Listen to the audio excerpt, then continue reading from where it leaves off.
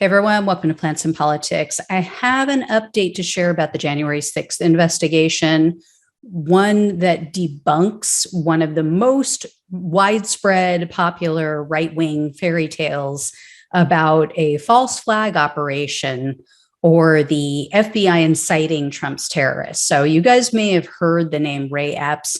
He was initially listed on the FBI's wanted list. So they named him as one of the people they were looking for who they said took part in the Capitol attack. Well, without explanation, Epps' name and all of his information was removed.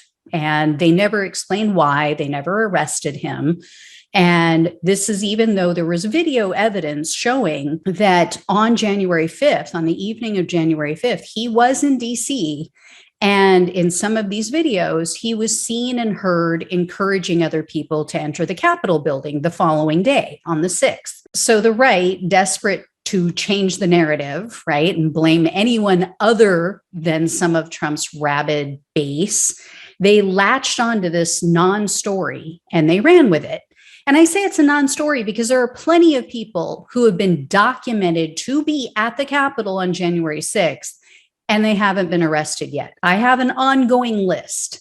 So he's not rare. Well, they alleged that Epps was a plant by the FBI. They claimed, without any evidence, by the way, whatsoever, that he was working with the feds and that he instigated the violence. One man instigated all of that violence in all of those different areas of the Capitol. So a Hail Mary pass, but when you have no argument for your own bad behavior, you're going to deflect. It's only natural. Well, now we know for certain that this is a bunch of BS. It was just revealed that not only did Epps not incite the violence at the Capitol, he was actually trying to calm down one of Trump's Capitol terrorists. So here's the deal. You may have seen photos or videos of the clash between Trump's terrorists and police officers at an area known as Peace Circle. I mean, you got to love the irony of that one, right? Well, one of the most famous moments from that whole standoff was when a man named Ryan Samsel began violently shaking the gates, and that caused a female officer to fall. She hit her head. She became unconscious temporarily.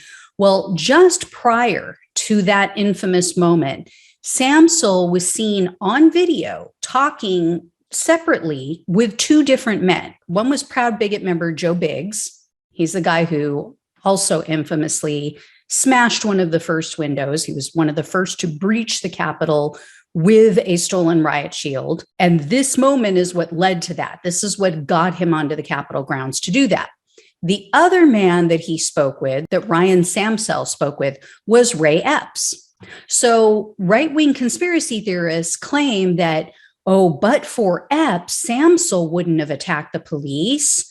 He told him what to do. I mean, evidently, I don't know if Samsel knows this, but evidently Epps just leads Samsel around by the nose, according to all of these Trump supporters. But in recorded conversations with the FBI, Samsel and Epps each told the same story, saying that basically Epps had nothing to do with it and tried to calm the situation down.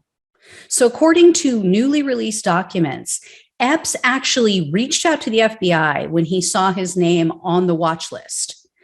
So he didn't wait for them to come to him. He called the FBI and then he allowed them to interview him. And he told them that he tried to calm Samsel down.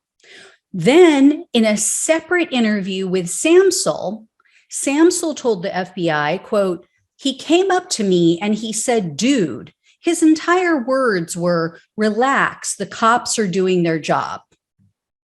And Samsel contends that Biggs is the one who told him to go and push on the police barricades. And he told the FBI that when he hesitated and it must have looked like he wasn't going to follow through, Biggs then allegedly flashed a gun that he had in his waistband and he questioned Samsel's manhood. So, of course, for, He-Man woman beater Ryan Samsel, That's all it took. He then, we know the rest. He went through with it. So we now know about these two interviews and these statements because they were just released to numerous January 6th defense attorneys. Oh, and Ray Epps also told the FBI that he believes that the election was stolen.